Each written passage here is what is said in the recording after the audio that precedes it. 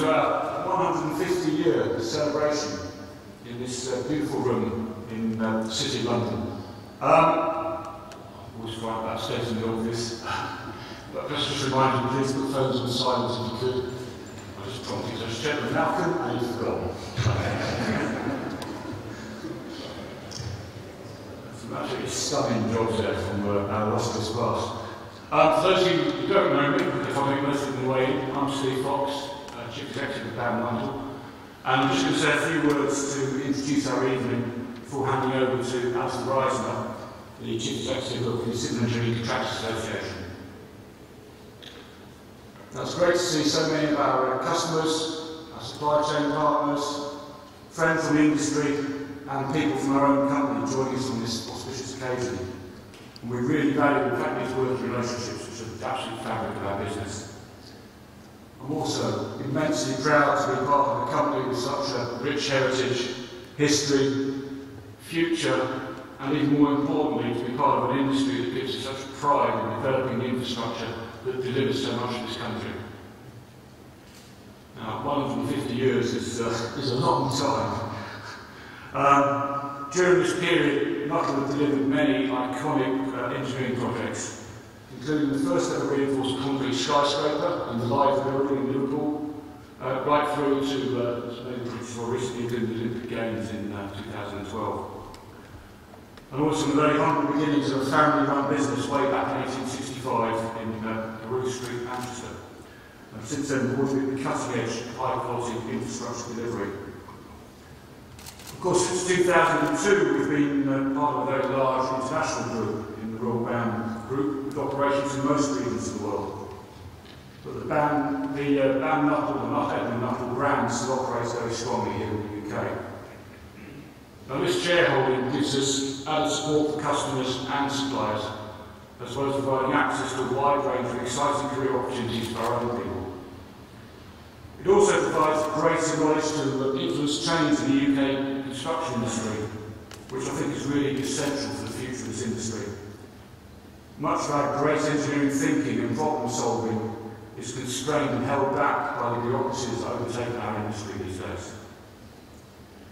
I think we're just starting to realise the potential benefits of collaborative working, although in truth there's far more cooperation at the moment than real collaboration. However, there can be no doubt the construction industry is going to change significantly in the future and become far more technology-based in its delivery and its outlook. And true collaboration will bring about step changes that we need to deliver this. BIM certainly is providing the foundations of integrated solutions and will be core to the future to robotic and off-site fabrication and all the other things that must be coming our way. And I certainly think we'll see far more multidisciplinary skills in projects. And perhaps we'll see more integration with the engineering institutions that support the wide range of skills that we may need. Who knows, maybe they may even come together. And as for what we're building, I think it's impossible. Who could really predict what the future's going to be? But driverless cars, blanket Wi-Fi coverage, the hydrogen cell, cheap solar power, artificial intelligence. All these things are certainties. They're coming, and one thing is clear. The future will be very different and hugely exciting. Our industry also faces another major challenge. Current estimates are that it will require at least 1 million additional people to enter the industry over the next 10 years. At Nuttall is playing a major part in pursuing this goal. Our award-winning apprentice programme has long been clear evidence of this, and we're doing all we can to encourage young people of all backgrounds and ambitions to join the construction industry. However, everyone, and I appeal to everyone here and everyone around us, must do all they can to widen this influence.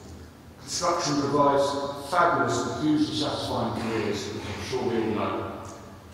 But our education system really doesn't recognise this, so please do all you can to promote this industry. And because we already have a training area, it provides far more than just restricted apprentice funding. We've spent the last 30 years learning how to get the best out of this. And regrettably, the government can pursue the statistical targets, whilst the best intents are set to undo this with the proposed apprentice levy. Now, we're working with excellent organisations such as the CBI and SEEKR to try and influence a better outcome, and I urge you all to support their work, please. And finally, I'd like to remind you that everyone here that Nuttall have been supporting two national charities in this 150th celebration year: Help for Heroes and Macmillan Cancer Support. We've had an excellent response today with many fundraising activities over the year. I've been hugely impressed with the innovation shown by many of our employees, with abseiling down the roof in Camberley, the Salt Course Challenge, an overnight cycle challenge from Manchester to Camberley, and many other outstanding efforts. And also a huge thank you to all of those of you here who sponsored me on my own 150-mile run carried out this summer. And for those of you who didn't, well, it's not too late. Both charities are represented here today, and they will be moving much later on to try and pledge some more support. I'm going to show a short film about two charities in just a sec. So, thank you for joining us here to celebrate our 150th anniversary. I'm sure, like you, that you, like me, are looking forward to an exciting, inspiring future and a very inspiring evening. Starting now, just after these films with Alistair Reisner, who's going to come down the evening for us. Thank you.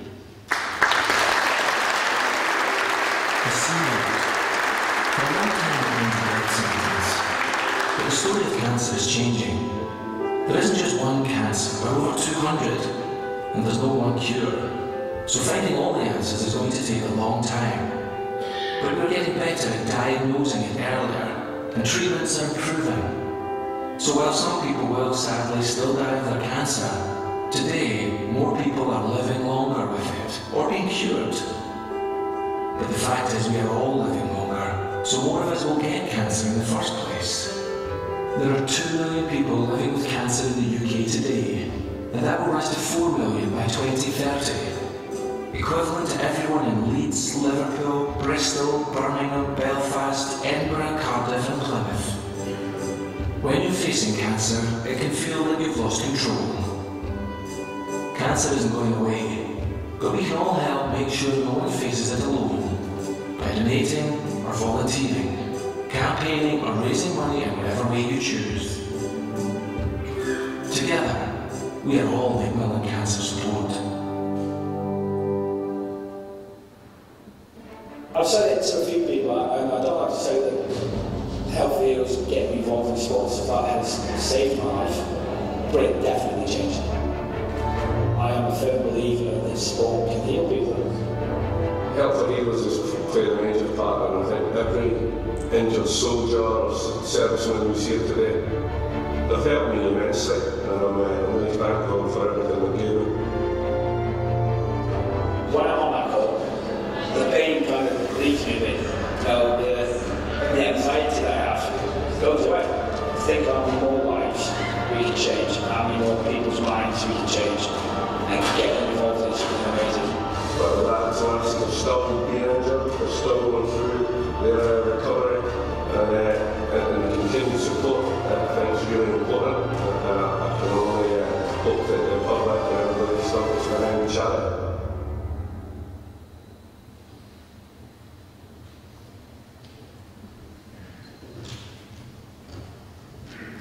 Well, good evening, ladies and gentlemen, distinguished guests, and thanks, Steve, for that introduction.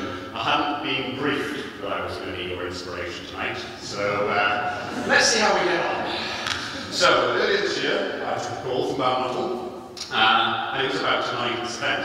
And I was told, Alistair, it's a really hugely important event for us. We're 150 years old.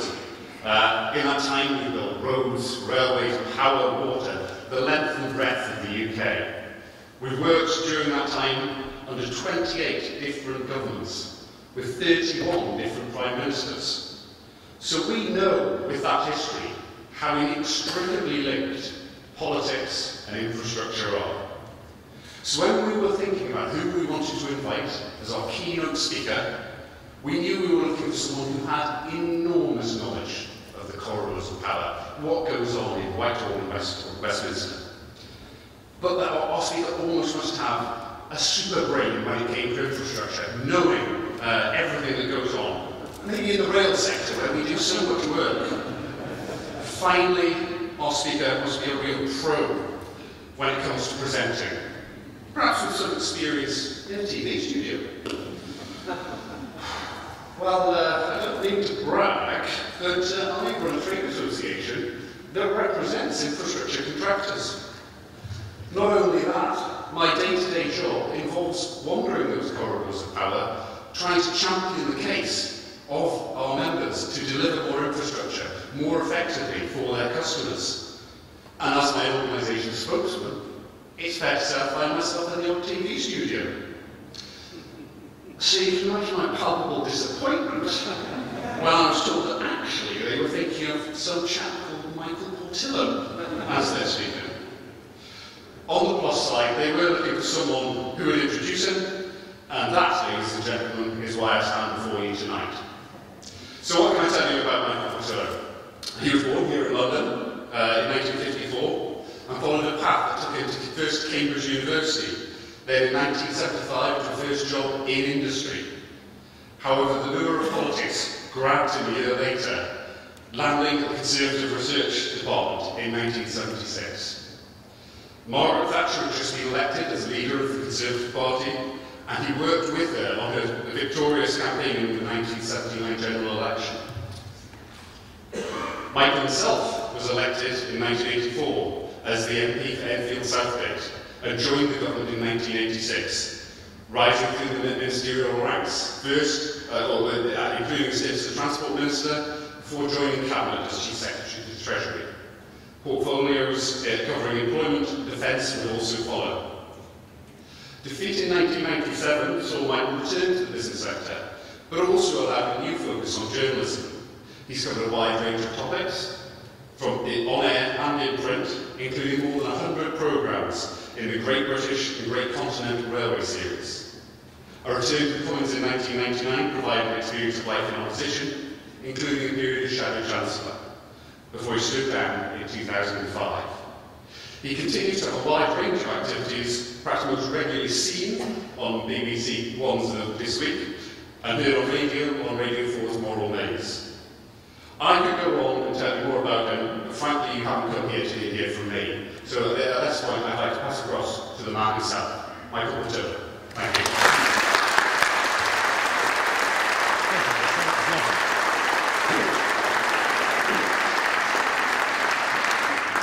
Good evening, ladies and gentlemen, and thank you, Alistair, for making it so painfully obvious to everyone who is here tonight that I'm a man with an enormous political future behind me. You didn't actually cover the highest position that I achieved in public life, because I was at one time a future Prime Minister. I'm now a former future Prime Minister. We're a rather large number of former future Prime Ministers, so we formed ourselves into a little club of former future Prime Ministers. I'm very pleased to be able to tell you that we recently welcomed as a new member Mr. Ed Balls.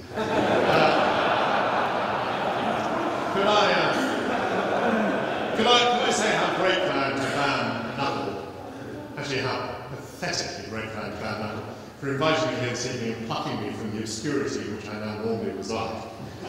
No, it's true, had you invited me 15 years ago, my name was habitually in headlines. But my name has been in the headline now only once in the last 10 years. It was running up to the last general election. There was some speculation that a cabinet minister might lose his or her seat at the general election. And the headline appeared, "Will there be a Portillo moment at this general election?" Now, for those who don't know what a Portillo moment is, it is journalistic shorthand for a man eating a bucket full of shit in public. Because in the 1997 general election, the full glare of national publicity in front of the television cameras in this country, I lost my seat in Parliament, I lost my ministerial job, I lost my chance of leading the Conservative Party, all gone in one humiliating moment. And this humiliating moment was subsequently voted by Guardian readers and Channel 4 viewers their third favourite moment of the 20th century. In this particular poll, I narrowly beat the assassination of President Ceausescu into fourth place, an achievement of which I feel very, very proud. And some people have asked me how it was that my political career ended in such catastrophe. And in the intimacy of this little gathering this evening, I'm happy to take them into my confidence. I used to have a seat in North London. It was my habit to go there on a Saturday to a bazaar or a fete. And standing by the tombola, there was a lady who said to me, "Would you mind sending me a signed photograph of yourself, please, Mr. Portillo?" If which I thought was an eminently reasonable and understandable request. But to tell you the truth, I forgot all about it, and I wasn't back in my ministerial office until the following Thursday, because I used to work quite a short ministerial week, sort of John Prescott by day.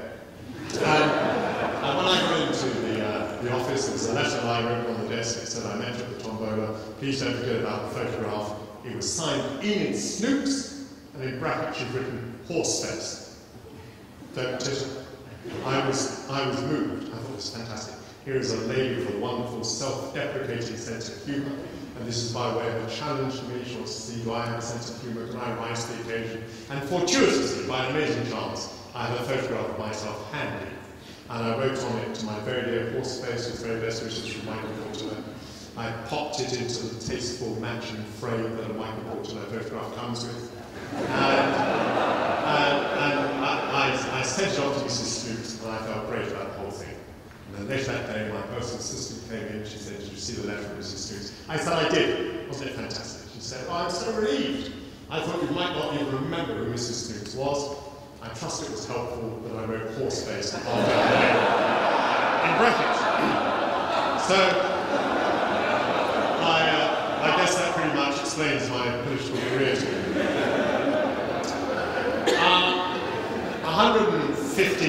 150 years. I wonder if we can imagine what Britain was like 150 years ago.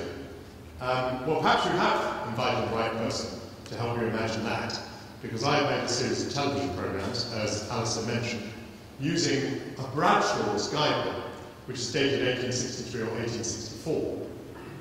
And out of this guidebook pours an image of Victorian Britain. And George Bradshaw was an interesting man. He was born very close to where James Nuttall was born, because Bradshaw was born in Salford at the beginning of the 19th century. And he was a cartographer. And he began to map the canals, which had been such major contributors to the first phase of Britain's Industrial Revolution. And Bradshaw really became, I think, quite obsessed with the idea of the strong connection between infrastructure and prosperity and progress. And when, from the 1830s, there were railways that could be mapped as well, George Bradshaw transferred his cartographic skills to the railways and began to map them, but with the same appreciation of the role that was played by engineering, innovation, and enterprise in constructing a prosperous Britain. And what a very prosperous Britain it was. Bradshaw's handbook from the middle 1860s declares that there never has been a city like London, and this is literally true. London was by then greater than Imperial Rome had been. There's never been an empire like the British Empire. This was also literally true. The British Empire was much greater in geographic extent than the largest previous empire, which again was the Roman Empire. And I get a sense from reading my Bradshaw's that there's an enormous pride, there's a feeling that the British have reached their preeminence in the middle of the 19th century because of their qualities, which at the time they were very serious, very studious. British people tended to want to know the cause of things. They made scientific inquiry, they made deductions, they drew conclusions, they transferred what they learned into commercial applications. They were entrepreneurial in those days, the British, and they were liberal as well, in the sense that we had this enormous empire within which we traded freely, and also we traded with the whole wide world beyond that, particularly, say, with the United States. And so this set of Protestant virtues, I think Bradshaw thought were significant, perhaps even unique, in enabling the British to achieve the extraordinary preeminence which they did hold at that part of the century, 150 years ago, when this company was first formed. I'm struck, though, by some other things that are going on at the time, which I think are very relevant to understanding our country today, and the role that your industry plays within it. It's quite interesting that when it came to building canals, or later railways, it wasn't the government that was involved. There was no national plan, no master plan. The government didn't even really give it a helping hand. Canals and later railways were built by private act of Parliament, which meant really an enormous amount of negotiation with everyone along the route who was going to be affected. And sometimes these negotiations were effective. They enabled you to drive your canal or drive your railway line through another person's property, and sometimes they were not effective, and you had to go around the side. From making my railway programmes, it seems that dukes really came in two sorts. Those who wanted the railway to cross their land, but demanded a railway station by their house, in a place that would never otherwise a place for a railway station, and those who simply didn't allow the railway to cross their land at all. So, recently when we saw the railway line battered at Dawlish, Brunel was not an idiot. He didn't want to build the railway line along the coast of Dawlish. He was forced to do so by landowners who wouldn't cede the property to him. And really, Britain for a very long time has had this rather makeshift attitude to infrastructure. And I'll contrast this in a moment, perhaps with the French. But we have always been distrustful in this country of what I would call le grand projet, the great project. It characterises a lot of French activity, historically speaking, but it's more or less absent from Britain. There were vestiges of it in the days of Charles II. Charles II, for instance, wanted there to be an avenue from the Royal Hospital, Chelsea, to Kensington Palace. About 100 metres of that was built. It's called the Royal Avenue, SW3. But the rest of it, no, because there were objectors in the way who, even though the king wanted it, wouldn't allow it to happen. And there was an idea of a great avenue that would lead down to the palaces of Greenwich. Never happened. So the British have never done le grand projet. Look at Paris, on the other hand. Paris is a city that has been built by emperors. The decree went out, let there be an avenue, and the houses and the slums were cleared away. Let there be a huge square, and the houses and the slums were cleared away. These were emperors who were dedicated to the idea of the grand projet. And I mention all this because I know that for those of you who want to build infrastructure, it is immensely frustrating how long it takes to get anything done here. But I'm afraid, I think this balance between the citizen and the state, this idea that the Englishman's home is his castle, is very deeply seated in our national culture and in our political culture, and simply won't be shifted. I always knew that Boris Johnson was barking up the wrong tree when he talked about building a great airport out on the Thames. That's not the way the British do things. Everything here is done half by accident. I mean, at least only by increment. And so, we will go on incrementing the airports that we have. I'm not sure that any of our airports was purpose-built. For what they do today. They were probably, most of them RAF runways. So, take another example. We do not build a great pyramid of glass as the French built at the Louvre.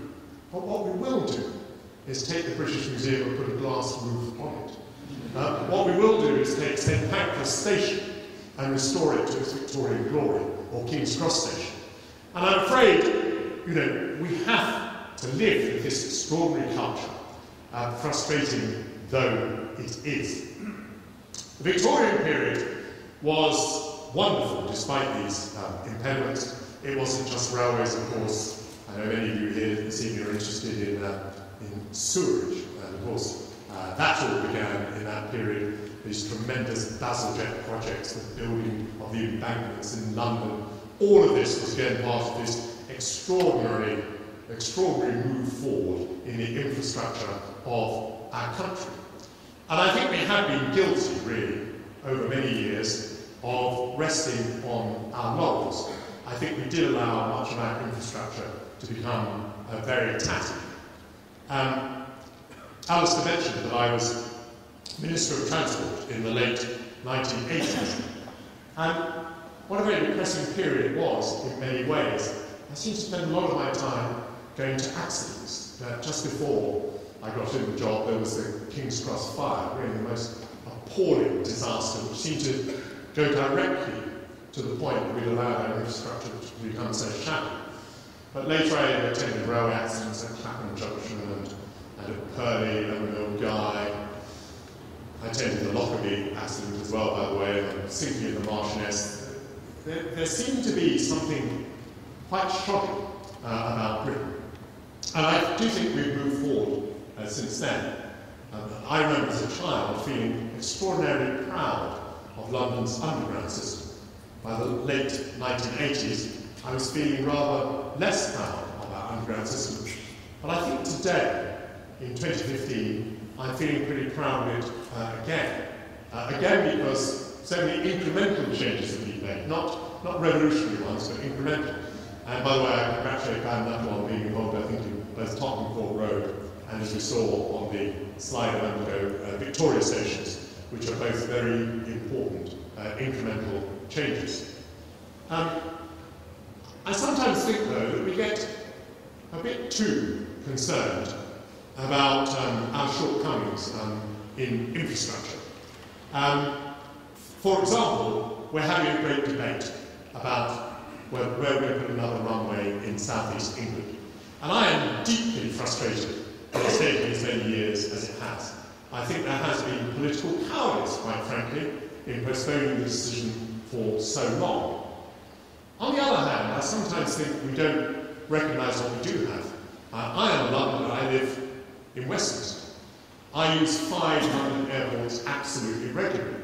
And I don't suppose there are many citizens of the world who have the privilege of being able to use 5 different airports, all of which are convenient, 6 different runways. So we sometimes have a way of not understanding what it is that we do have.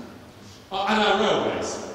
I mean, as I've travelled on railways all over the continent, I'm struck very painfully by a couple of things. First of all, we have no high-speed intercity rail in the United Kingdom whatsoever. Most of our European partners do, and they've had them for a very long time.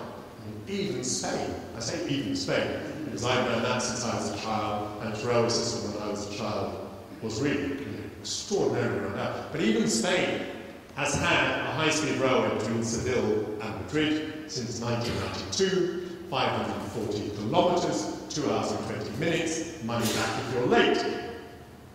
Because these high-speed railways bring reliability as well as speed.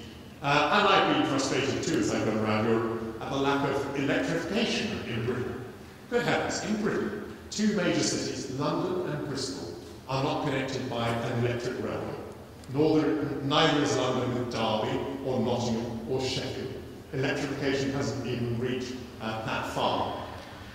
And yet, when one said all those negative things, I wonder how many countries have experienced the renaissance in the railways that we have in the last 20 years or so. Just after I was Minister of Transport, when we were first thinking of privatising the railways, there were 700 million rail passenger journeys a year. I think the figure is now 1.7 billion. But if I've got that wrong by a point or two, it's still the case that the number of rail journeys has more than doubled since 1993. A renaissance in an industry which at the time, when we were thinking of privatising it, we were pretty sure was an industry that was in decline. It was really about managing that decline rather than bringing about a renaissance. I'm delighted to find that we were absolutely wrong. So, despite the fact that Britain takes so very long to do things, I think we tend to exaggerate how bad our infrastructure is. Oh, and by the way, here's a very interesting point, and it's quite a difficult point if you're dealing with politicians, that even if we do have an awful lot to do in bringing our infrastructure up to scratch, how is it that Britain is really rather a successful economy? If it all depended on infrastructure, Spain, with Barajas Airport in Madrid, which is absolutely superb, Spain with its high-speed rail network, which now pretty much covers the country, that would be surely the economy that would be the model. But actually, it has nearly 5 million unemployed. It's been struggling to return to growth, although now it has. And so, we find that Britain has one of the highest growth rates in the European Union, despite these shortcomings of infrastructure. So sometimes, when you're framing an argument to ministers, you have to be quite subtle about this. Because if you say, look, you're not going to have any prosperity without infrastructure, those ministers might turn around and say, but come on, it doesn't look as though there's that strong a connection between, let's say, high-speed rail or global quality airports and the rate of growth. It's quite an interesting and quite a subtle argument. But I think I would be interpreting you correctly if I was to say that I think there is a new optimism in the air. It looks like the decision on Heathrow or Gatwick is going to get taken. I don't know whether it will be by Christmas, as the Chancellor of the Exchequer wishes it to be, but I do think the government is absolutely in the mindset now to make a decision. It's had the inquiry. I think the inquiry appears to have been of very high quality, and therefore there's really not much left to be done to come to a decision on that. The very controversial visit of the President of China last week at least resulted, I think, in a major step towards releasing the wherewithal to build the Hinkley nuclear power station. And that is significant not only in itself, it's a very important project indeed, but also that once you establish the formula for how payments that will be related to prices of electricity, you establish an overall framework, an overarching situation from which other contracts can then follow. And the government, I think, is talking a good talk. It's taken what it's got and it's packaged it quite cleverly. That is to say, we now have officially a pipeline of infrastructure projects. When I last saw the pipeline, it stood at £411 billion. And admittedly, that's over 10 years, but nonetheless, it's a pipeline, and you can follow what's coming down the pipeline.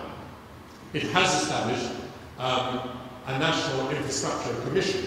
It has recruited Lord Adonis, later the Labour Party, to this cause.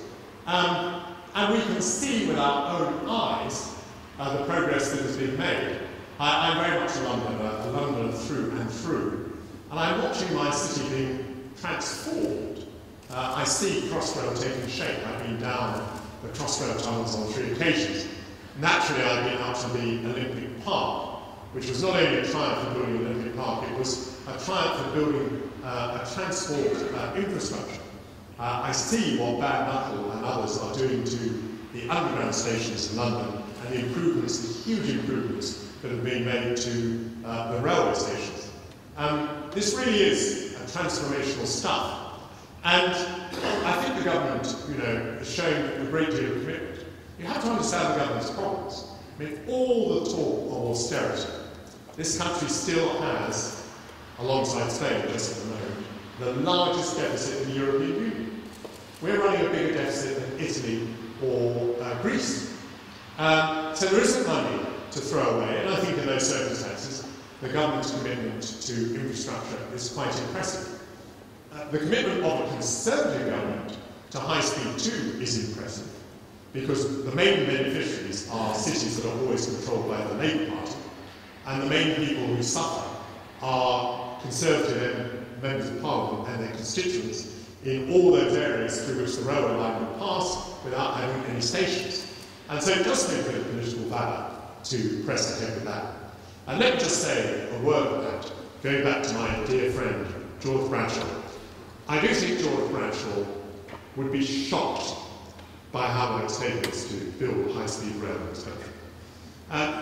From everything that I told you about how the Victorians felt about themselves and their achievements, to think now how timid we have become about building a single railway line. I mean, even in the 50s and 60s, we built a network of motorways, and forgive me, motorways, I think we built motorways too, but motorways are much more environmentally impinging than a railway line. They're wider, their noise is continuous, and they carry polluting vehicles. Railway lines are narrow, they're used only from time to time, and the vehicles that use them are non-polluting. So how is it that we have become so very timid? And how can people seriously say that while Holland and Spain and France and Germany and China and Japan have decided that they must depend on high-speed rail, that we uniquely in Britain should continue to get by with our Victorian infrastructure? That we, for some extraordinary reason of geography or of mentality or whatever it may be, that we uniquely don't need to move into a high-speed rail generation. But But there seems to be very considerable political commitment to it. And even if there were a change of government, because of what I've already said about the Labour cities of the north wanting high speed 2, I think this is a project which is at least politically secure. But I think some of the things that Steve said earlier are right. We do need to deal with costs in this country. We do seem to spend a lot more, certainly, on railways per kilometre than our European counterparts. And some of the things that Steve mentioned about repeatability, about mass production off-site, I'm sure that these are part of the solution to the problem. But certainly I do think that all of us need to do a great deal better. I think you have a great deal to cheer about, not only about your history, but also about your future. And I'm just delighted to come here to help you to celebrate your birthday party. My own career, as you heard from Alistair, has been a rather extraordinary one. I did indeed, as you said, brief Margaret Thatcher for her press conferences in the 1979 general election. It was my job to prepare her for any bad news that might come up at the press conference. I presented her every morning with a dossier of bad news that I gleaned from the television and the radio and newspapers, which was tantamount to a suicide mission, because her reaction was always somewhere between explosive and thermonuclear. She went up like a top. But now, I've left all that behind. I'm now, strictly speaking, in the entertainment business. And the other day, I found myself in the Kalahari Desert making a documentary about meerkats. Are you familiar with meerkats? Cute, you say? Cute meerkats? They are dictatorial little bastards. Because what happens is that in any group of 20 meerkats, a dominant female emerges. And this dominant female handbags her way to the top. She may drive the other females into the Kalahari Desert where they may well perish. She may decide to eat the pups of the other females to establish a monopoly on breeding. And then, gentlemen, an extraordinary thing happens. The testosterone level of the dominant female rises, and the testosterone levels of all the males fall. And this has led me to a much more thorough understanding of Margaret Thatcher's government than I had ever had before. And finally, may I just put in a plug for this television program that I'll be doing later tonight. It's called This Week, and it's been going for the last 30 years, very late at night on BBC One. And for most of the last 30 years, it consisted of a Labour MP called Diana and me, sitting on a sofa that was far too small for us. And what some people didn't know was that Diana and I had been at school together. So how can I put this delicately? We shared a certain amount of emotional baggage. We knew where the bodies were buried, if you get my drift. And so there we were, week after week, in the middle of the night, crammed together on this tiny sofa, surrounded by our emotional baggage. We knew nobody was watching. And in these circumstances, we had a tendency to become quite tactile. So I quite liked to put my arm around Diana and give her a bit of a squeeze. She quite liked to rub my right knee. And we did audience research. And we discovered that our audience was 50% insomniac and 50% pervert. I just want to thank all of you who've been regular watchers. Thank you very much.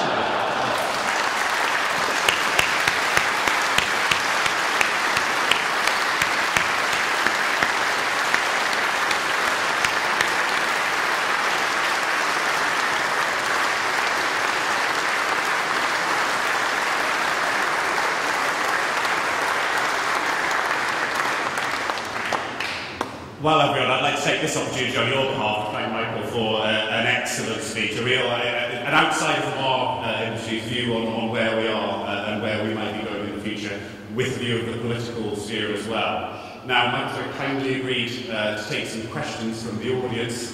However, I am chair, so I'm going to invoke chair's privilege to ask a question. I'm going to do that for two reasons. The first is, hey, I can. The second is, because it gives you time, as an exciting, dynamic audience that you are, to think up your own questions. If I might not come to you straight away, you might not have had one. And Michael's speech actually gave me the inspiration for my question, because we live in interesting times politically. I mean, it's interesting, the Redheath Bridge was shown being built in Newcastle. I grew up in the North East. I remember that being built.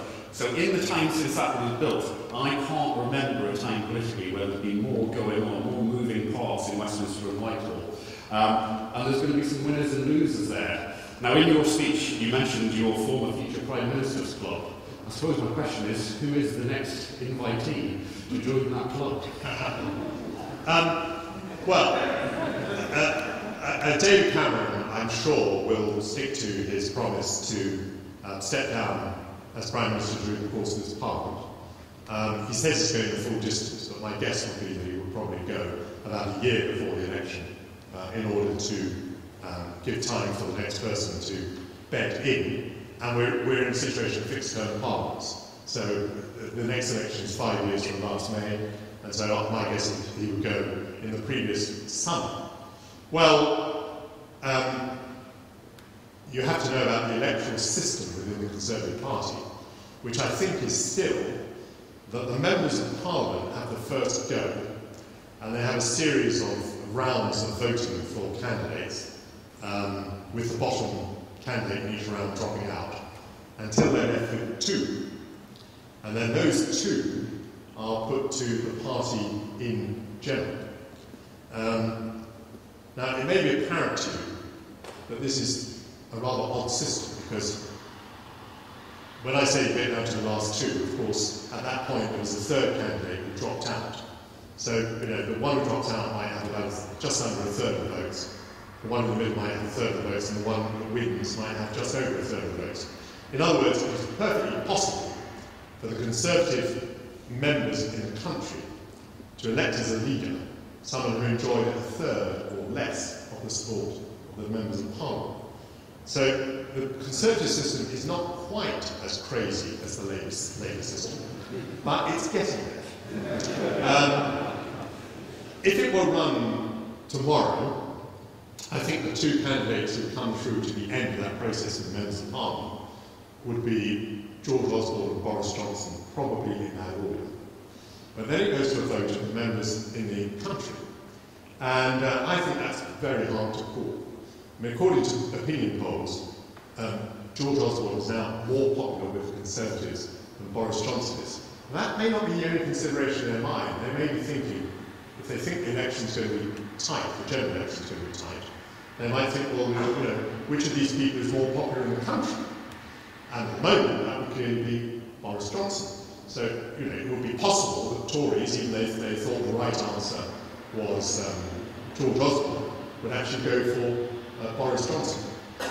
What I will say is that I don't think the setback of this week that George Osborne has had will be well remembered in 3 or 4 years' time. Actually, I think the House of Lords, the opposition parties in the House of Lords, have behaved rather stupidly. What they should have done was voted this order through, because then George Osborne would have been left coping with 3 million people losing £1,000 a week or more. What they've actually done is given him the opportunity to stop that happening. And the fact that he made a political error, if that's what it is, will quite soon be forgotten. Whereas, if you really have 3 million people £1,000 a year worse off, that would not be easily forgotten. So I think the Lords got it wrong. They should have saddled him with the policy he wanted. Now, at that point, I'm going to throw it open to the audience. And in doing so, I'm going to give you a bit of a sniff of the grease paint here, a bit of a peer behind the curtains, because we are actually recording the event tonight. So when you ask your question, I'm going to repeat it, just so that we can be sure that the recording does pick it up. So it's not that we've both gone deaf up here. So, but can I ask for any hands in the audience? Because don't worry, I've got some questions, but we'd much rather have questions from you. So can we have a question from the audience, please? Yes, from here. I think we've got some roving microphones. Michael, it's not political. I'm going on the Settle Carlisle line on Saturday. Is there a more attractive line in England than the Settle Carlisle Railway? Is there a more attractive railway line in England than the Settle Carlisle Railway? Notice you say England, so that brings to an end the rivalry that might otherwise occur with the West Highland line, which is a very beautiful line. I remember enough of politics never to declare that one thing is the most beautiful, because you offend all the others who have wonderful railway lines. Let me say that the Settle Carlisle is a very beautiful line, and it has a different sort of beauty for me, because I had the privilege of being the minister who had to make a decision whether to allow it to close or whether to deny British Rail the request to close it. And it's too long a story to go into now. Perhaps I'd just say that the Friends of Settle Carlisle organised a marvellous campaign. A wonderful engineer found we could repair the Riverhead Viaduct for less money than we thought, well, 3 million as opposed to 9 million. The economics of it were transformed, which enabled us to kind of play the heritage card that this railway ought to be maintained anyway for heritage reasons, and so to survive. And so for me, it's the most beautiful line, because as I travel along it, and you see the valleys full of people who've just come out to see a train go by, full of people videoing and photographing and painting the trains as they go. I mean, for me, that has a beauty, because I think, my goodness, if I got that one wrong, this wouldn't exist at all. So that's a special beauty for me. Thank you. Do you have any other questions? Yes, the next door.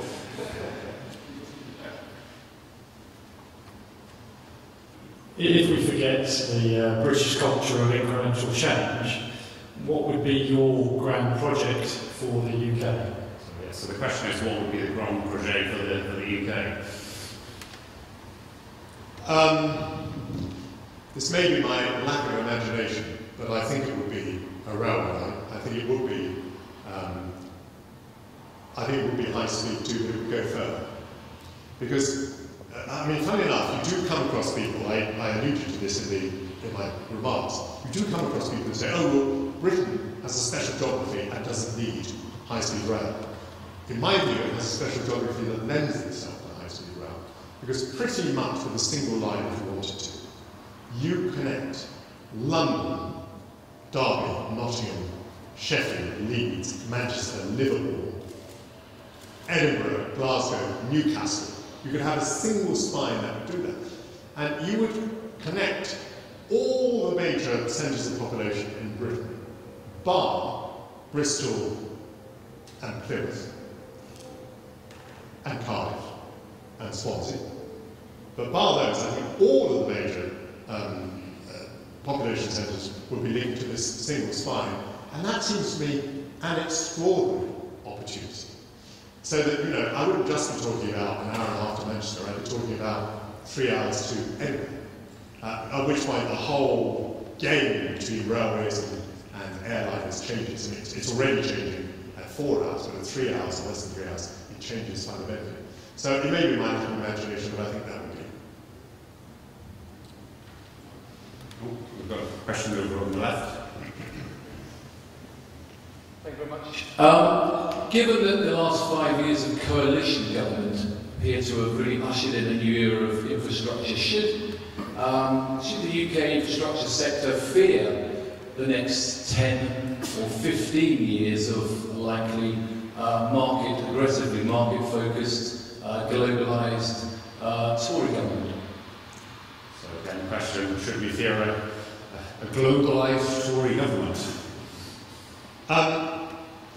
I thought the coalition government was a pretty good government, and I would pay great tribute to Nick Clegg, because I think it was the right thing to go into a coalition government, even though it had catastrophic consequences for him and his party, but it was exactly what the country needed at the time.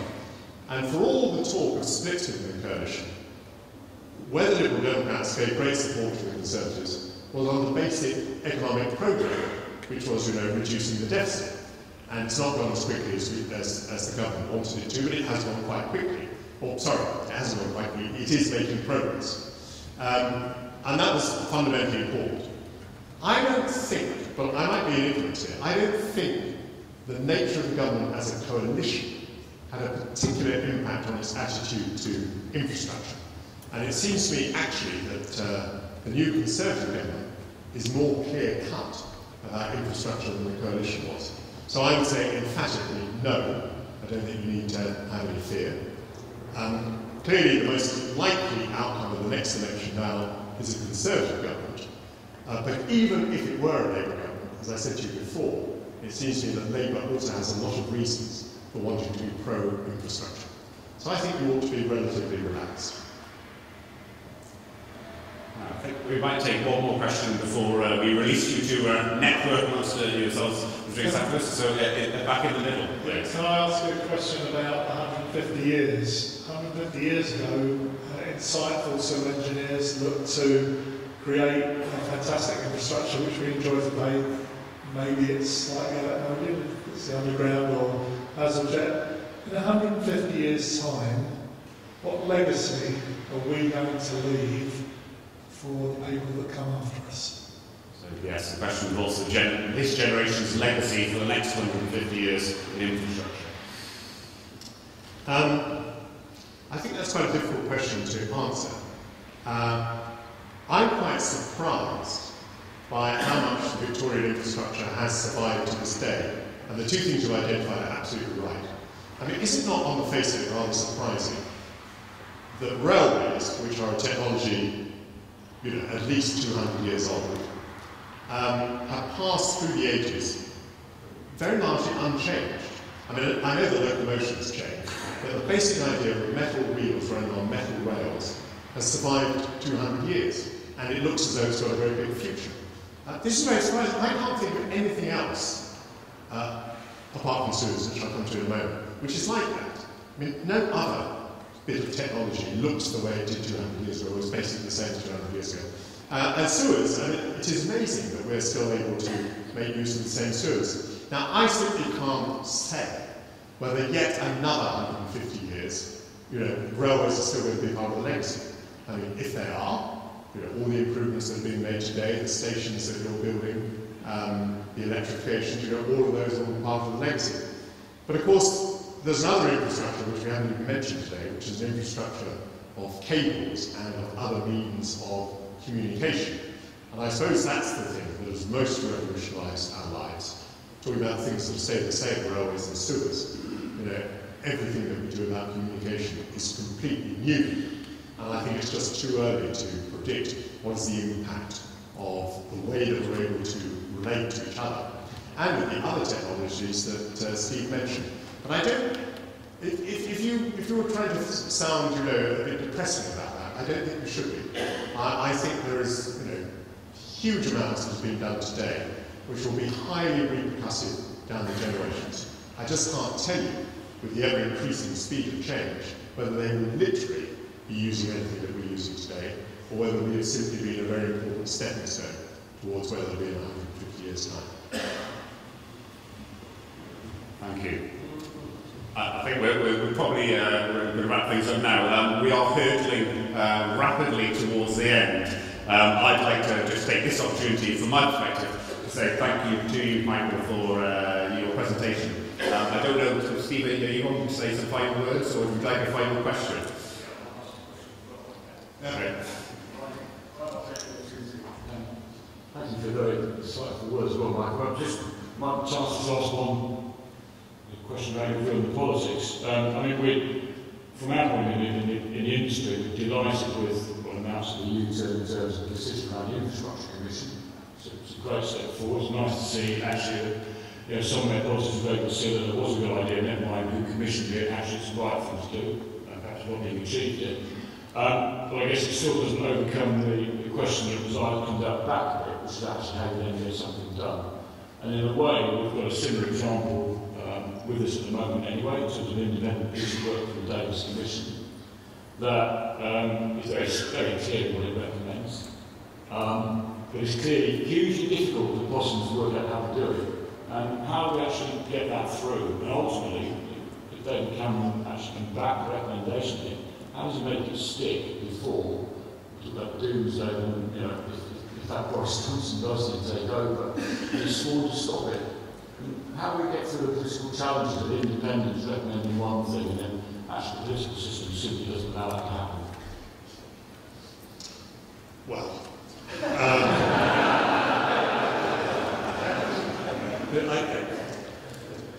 I don't think Boris, if he became leader of the Conservative Party Prime Minister, would stop whatever had been started. Heathrow, for Boris, is about what happened 8 years ago. It's about when he was trying to become Mayor of London. And he thought he couldn't become Mayor of London if he advocated Heathrow, because he wouldn't carry the boroughs to the west of London. That is all water under the bridge. Boris will soon not be the Mayor of London. He will be something else, he'll probably be a cabinet minister. And this decision, assuming it's made by Christmas, will have made a lot of progress in 4 years' time. And I can think of no reason whatsoever why any Prime Minister would feel bound to reopen the question at that point. I mean, the present Prime Minister, for heaven's sake, is going to have to eat some of his words. But all the signs, as far as I can read them, are that he is preparing, the tomato ketchup to make eating the words more savoury. I think it is about to happen. Okay, well, great. Thanks for confidence. I guess the guys as well as us. We're looking forward to go with you. Okay, that's the end of the formal part of the evening. I think there's a few quick thank yous. Firstly, thank you, Alistair. Since our session with Michael, we've all really enjoyed it, I'm sure. And secondly, with Michael, a huge thank you to you for your insight and support for our industry, and particularly ensuring the rail sector continues to retain superb coverage. And our projects, delighted that you visited so many of our projects, and we'll look at visited one more of them and see you as well. So, I'll get that on television as well. Do we talk Clapham? Clapham, I'm very much so. Yeah, so very well. So thank you for that. Cue there, somebody who's not in the show, let's go back in. And thirdly, thank you to my team who made today possible. An enormous amount of work has gone into organising this evening's event, which I'm sure you can all see. And what a pleasurable evening it's been so far. I'm looking forward to continuing. So, big thank you, especially to Ali Brown for coordinating all this. Oh, take care of that. Anyway, thank you very much. Well done. Big hand for Ali.